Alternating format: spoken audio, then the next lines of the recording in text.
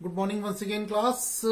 पिछले वीडियो में मैंने आपको आपका जो लास्ट टॉपिक है चैप्टर 8 का इक्विलिब्रियम वो मैंने आपको कंप्लीट करा दिया है।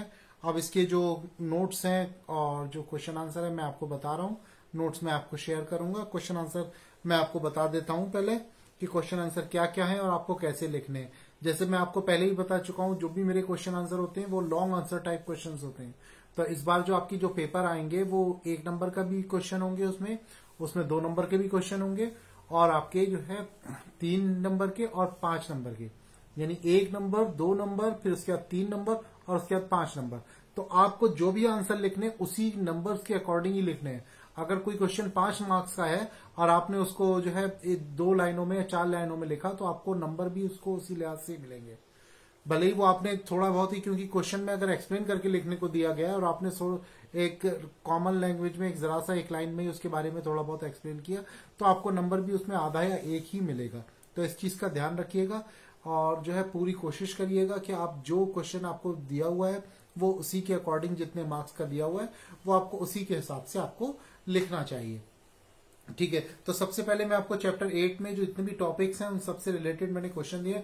क्वेश्चन जितने भी हैं मेरे वो लॉन्ग आंसर टाइप क्वेश्चंस हैं, जिससे आपका very short answer type questions और शॉर्ट आंसर टाइप क्वेश्चंस भी कवर हो जाते हैं, शॉर्ट नोट्स भी इसमें कवर होते हैं।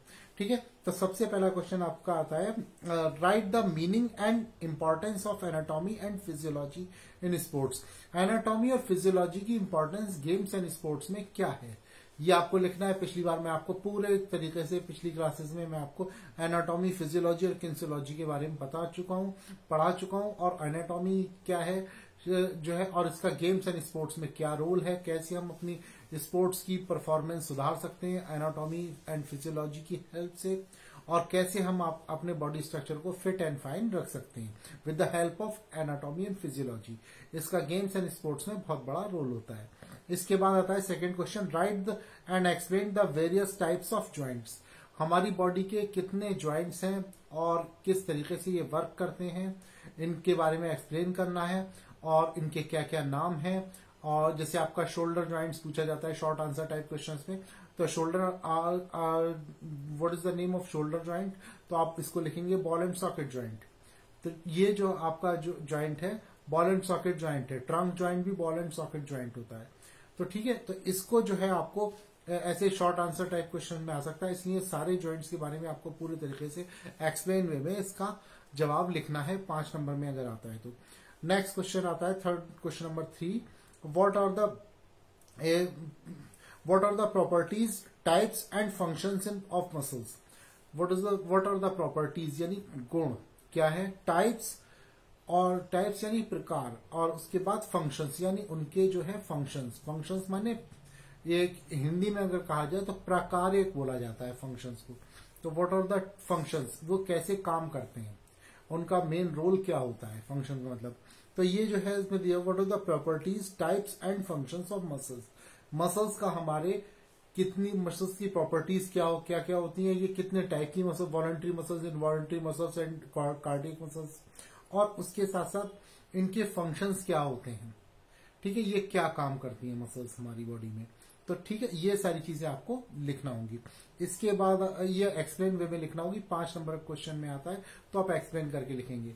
और जो भी आपने जो मुझे जो कॉपी सबमिट की है उसमें ज्यादातर बच्चों ने जो है शॉर्ट क्वेश्चन, शॉर्ट आंसर ही लिखे हैं, जो कि आप एग्जाम में अगर ऐसे लिखोगे तो आपको नंबर बिल्कुल ना के बराबर ही मिलेंगे। इतना ध्यान रहे, मैं आपको बार बार बता चुका हूं ताकि जब आपको कम नंबर आए तो आप मुझसे फिर इसकी चीज शिकायत ना करें। इसके बाद आता है आपका question number 4, explain the functions and structures of the respiratory system. Respiratory system का स्ट्रक्चर और फंक्शंस क्या होते हैं मैं आपको पिछले क्लासेस से बता चुका हूं। रेस्पिरेटरी सिस्टम लंग्स का और बाकी जो वो हमारी जो एयर पाइप है उसमें क्या क्या फंक्शंस होते हैं, कितने पार्ट्स होते हैं उसके और उनका क्या क्या रोल होता है। तो ये सारी चीजें आपको एक्सप्लेन वे में लिखनी होंगी। इसके बाद आता है define circulatory system. Circulatory system पिछली बार मैंने डायग्राम बनाकर आपको बताया था पिछली क्लासेस में सर्कुलेटरी सिस्टम क्या होता है। मैंने लगभग जितने भी टॉपिक हैं उन सब में आपका पूरा एक क्लास लिया है ताकि आपको और अच्छे से समझ में आ जाए, अच्छे से आप इसको लिख सको। तो सर्कुलेटरी सिस्टम में भी आपको इसी तरीके से एक्सप्लेन करके लिखना होगा कि हमारा सर्कुलेटरी सिस्टम कैसे हमारी बॉडी से ब्लड जाता है, उसमें ऑक्सीजन लोड होती है और पूरे हमारे वेरियस पार्ट्स में कैसे हमारा ब्लड पहुंचता है, ये पूरा सर्कुलेटरी सिस्टम होता है। इसमें हार्ट का क्या रोल होता है, वेन्स का क्या रोल होता है, कैपिलरीज का क्या रोल होता है, ठीक है, ब्लड वेसल्स का क्या रोल होता है, ठीक है, ये सारी चीजें आपको लिखनी, आर्टरीज का क्या रोल होता है, ये सारी चीजें आपको रेस्पिरेटरी से सर्कुलेटरी सिस्टम में लिखनी होंगी। इसके बाद लास्ट क्वेश्चन नंबर 6 जो मैंने अभी आपको पिछले वीडियो में कंप्लीट कराया है, explain equilibrium and right about the centre of gravity.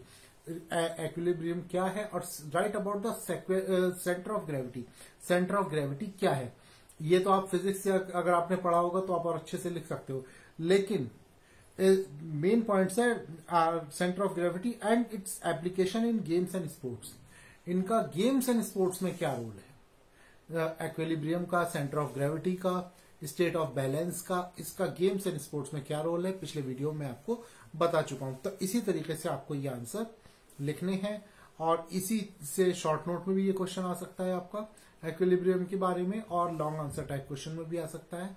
और टाइप्स ऑफ एक्विलिब्रियम क्या क्या होते हैं, स्टैटिक होता है या डायनामिक होता है, ये सारी चीजें आपको लिखनी होंगी। सेंटर ऑफ ग्रेविटी क्या है, इस पे भी शॉर्ट नोट आ सकता है, तो इसलिए आप अच्छे तरीके से इसको तैयार करिएगा। ये पूरा चैप्टर है जिसमें से आपको 3 से 4 क्वेश्चन आ सकते हैं एग्जाम में। और एग्जाम में मैं आपको फिर बता रहा हूं, अगर लॉन्ग आंसर टाइप क्वेश्चन है तो आपको उसी तरीके से एक्सप्लेन वे में लिखना होगा, अगर शॉर्ट आंसर टाइप क्वेश्चन है तो आपको उसी तरीके से शॉर्ट में लिखना होगा।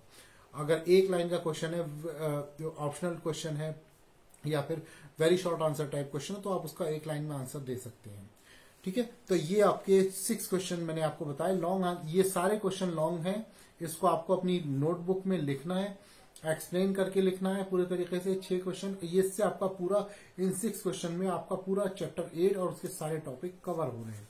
तो इसको आपको अच्छे से आंसर इसके लिखना है।